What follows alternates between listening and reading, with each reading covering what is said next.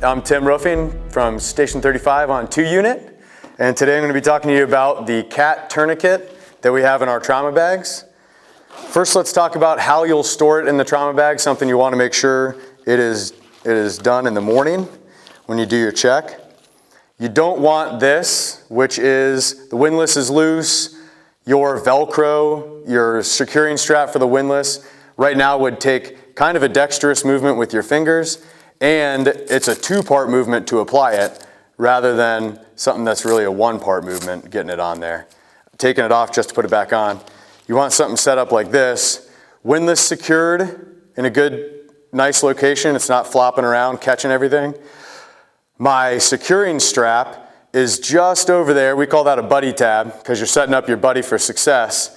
If you have this little tab that he can grab real easy without using fine motor skill. And the windlass is on the same size as that buddy tab. So if the tab kind of bends in there like some of the older ones get, when you move that windlass out, it'll release that tab for you and make it real easy to grab. As far as the rest of the tourniquet goes, you want to have about 6 inches, and as you do this, you'll see what distance is best for overlap of that Velcro. For the older ones, you want to run it through the inside slit if you have any of the older ones out there. For the newer ones, you only have 1 slit, so that works out well. And then you want to S-roll it. So you're rolling it like that along the thicker body where the windlass is, and you just S-roll it. You'll see that the overlap you have coincides with the length of the tourniquet in this configuration. And then when you go to use it, it's real easy to get out, slide it up either on your own limb if needed or on a patient's limb. Real fast deployment there.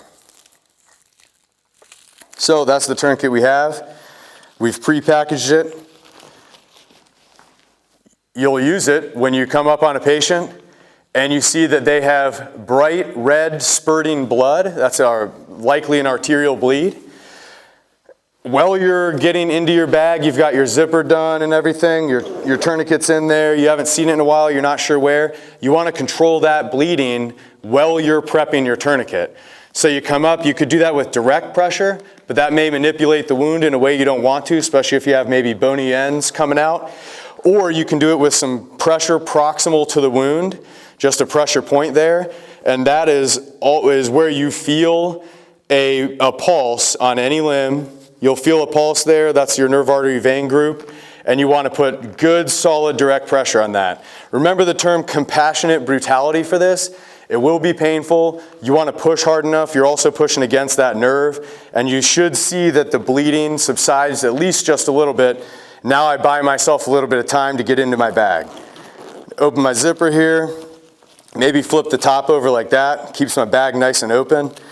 Grab my pre-packaged, well-prepared tourniquet, pop it out. When I get on there, the SOP says, now I'm thinking about placement, I'm getting on this limb. The SOP says to stay away from the articulations, you want to stay away from any joints, and you want to be 2 to 3 inches above the wound. In this case, with the AVI scenario, I don't want to spend a bunch of time after I've exposed this limb. I don't want to spend a ton of time looking for all these little possible other wounds. I want to check, in this case, the axillary pocket or an inguinal pocket. I want to check the place that will not be addressed, where there could be bleeding that wouldn't be addressed by a tourniquet, and you would consider then a pressure dressing or something else in that location. If there's nothing there, I just want to go as high as possible with the tourniquet, saving my time. If the wound is obvious and you know there's no other wound that you could be missing, go ahead and give that perfect SOP placement. If not, you're allowing time to be your main indicator here for where you're going to put your placement. And put that tourniquet on, cinch down the Velcro first, as high up as you can. Wrap that Velcro around good and tight. So you start off nice and tight. Get your windlass out of the way, which secures your windlass securing strap, or brings out your windlass securing strap. If you got that Velcro tight, twist, twist, twist, till the bright red bleeding stops. In this case, and in many cases, twisting till the bleeding stops may be saying the same thing as twist as much as you possibly can. Those two things are likely the same thing. So twist, you're sure the bleeding has stopped, secure your windlass, and then have your second securing of the windlass with the Velcro tape here. And if you've got your wherewithal, go ahead and grab your Sharpie that we have in the bag and write the time. So in this case, we're going to write the time here. I use civilian time. Wrote the time on that. That lets them know how long that tourniquet's been on. So if they're thinking of any complications with the tourniquet.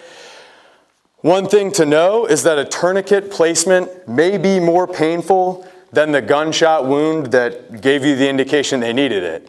If your patient is yelling at you more about the tourniquet than the gunshot wound, you've probably done it correctly, and you can say thank you to them, or say you're welcome to them. They should be thanking you. You've probably saved their life. And anytime you move this patient, you're going to want to reassess to make sure that tourniquet is still tourniqueting. In these situations, you are unlikely to be the next person to move the patient.